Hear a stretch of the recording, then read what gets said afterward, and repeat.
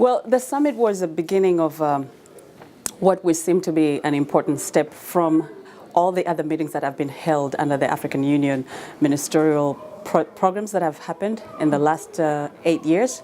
And this is just a kickoff on practical ways in which we can implement all those policies that have been agreed on in terms of different aspects of social sector, from women empowerment to youth programs and child abuse programs and child labor issues that we were going to be dealing under the social welfare framework.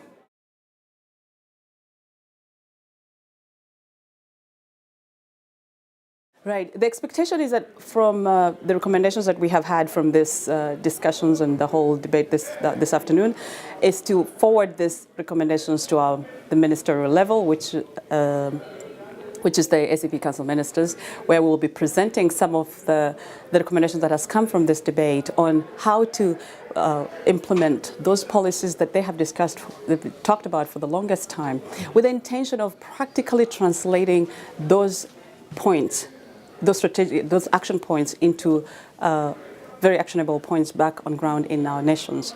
As you have heard probably from the presentations, that most of these policies that we have been talking about are already being implemented in some countries, but some countries are still lagging behind. So this was part of that kickoff, sort of to inspire other countries to learn from others, from the best practice policy that we've been talking about too, so that we can be able to benchmark. We can also be able to have almost pilot projects that are almost mirroring what is already successful. So this summit is expected to really kickstart off major practical ways of having social welfare system reformed in African states.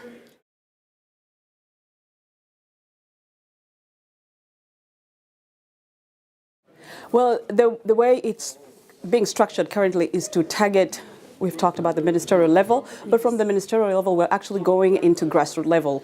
We're going into nations that have been quite specific. From what we have discussed today, we talked of going into specific countries, and we'll start with universities, talking to them about the social policy frameworks that have been agreed on by their principals. What does that mean? What does that translate to them as families? What does that mean to them as youth? What does that mean to them as children who are faced with maybe child labor or early marriages?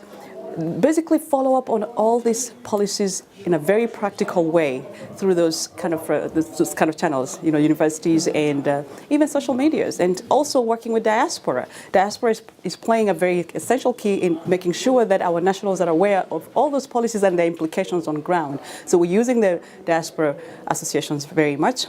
Mm-hmm. And also social campaigns, social media campaigns on various levels. We're not going to really make Libya deliberation or anything, but basically to ensure that all the target groups are informed from the social media.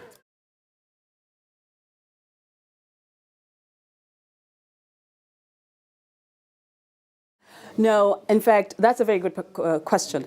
Now, let me just move back a little bit. That the diaspora that have been targeted to pursue this, to make sure this is implemented very well under the African Union. There's an element of the African Union that deals specifically with diaspora, and that goes across the board. So that means all African diaspora will be accessed through the various AU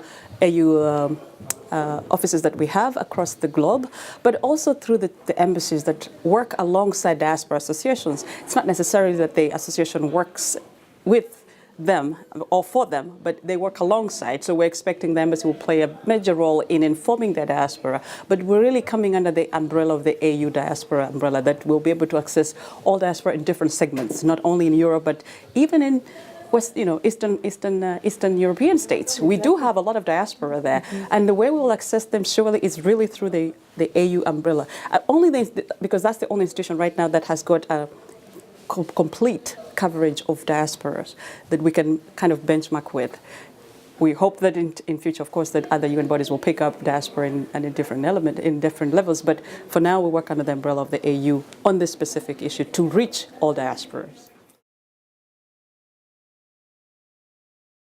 Well, like I said when we're concluding, that for me, to take home, I would want to take home that we are moving from the level of ideas, we're moving to an implementation level. So that means a lot of work on our part in terms of getting our hands dirty. Now it's going into the systems, going into the places that are where we have been talking about, and now engaging them and telling them this is what we have and this is how we want it to be practically implemented, and reaching out to grassroots, because it will not change except we make a difference to those that are on the grassroots level.